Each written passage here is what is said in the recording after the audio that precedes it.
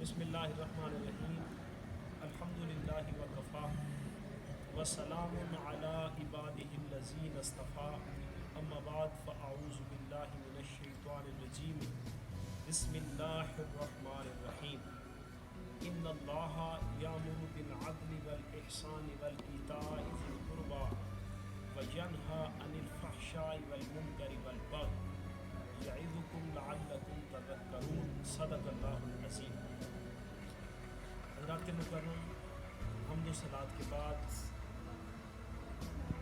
اللہ رب العالمین نے اپنی عظیم کتاب میں حکم فرمایا کہ ان اللہ یامر بالعدل، بے شک اللہ تمہیں عدل کرنے کا حکم دیتا ہے۔ کسی چیز کو اپنے محل کے بغیر رکھنا ظلم کہلاتا ہے اور اس چیز کو اپنی جگہ پر رکھنا عدل کہلاتا ہے۔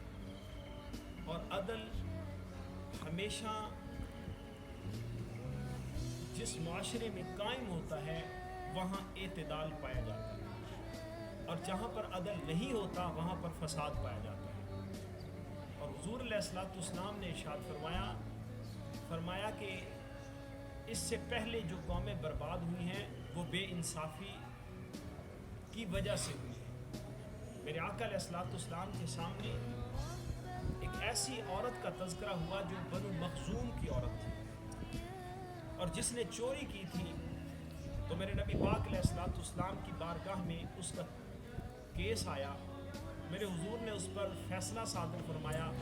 کہ جب چور چوری کرتا ہے تو اس کے ہاتھ کاٹے جاتے ہیں، تو اس عورت نے چوری کی ہے لہٰذا اس کے ہاتھ کاٹے جائیں گے۔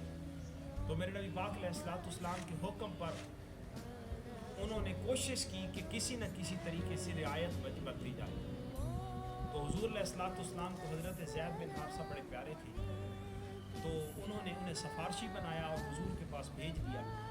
اور کہا کہ حضور کی بارگاہ میں عرض کیجئے کہ ہو سکے تو اس عورت کو معاف کیا جائے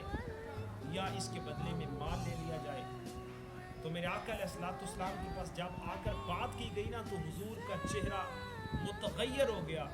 اور میرے حضور نے غصے کی حالت میں فرمایا کہ پہلی قومیں بھی اسی وجہ سے تباہ ہوئی ہیں کہ اگر کسی غریب کو کسی جرم میں پکڑا جاتا تو اس پر سزا صادر ہوتی، اگر کسی مالدار کو دیکھا جاتا تو اسے چھوڑ دیا جاتا۔ اور میرے حضور نے یہاں پر ایک ایسا عظیم جملہ ارشاد فرمایا اس عظیم ہستی کے بارے میں کہ جس کے بارے میں فرمایا کہ اگر کسی کو یہ پتہ چل جائے کہ میں مصطفیٰ کی رضا کیا ہے تو پھر وہ اس کے برعکس ہی نہ کرے۔ اور پھر حضور نے فرمایا کہ ہمیشہ عدل اور انصاف کے دامن کو پکڑ کر رکھو، اس لیے کہ معاشرے کا برقرار اسی عدل اور انصاف پر ہے۔ اور حضور نے یہاں پر ارشاد فرمایا کہ اگر میں مصطفیٰ کی بیٹی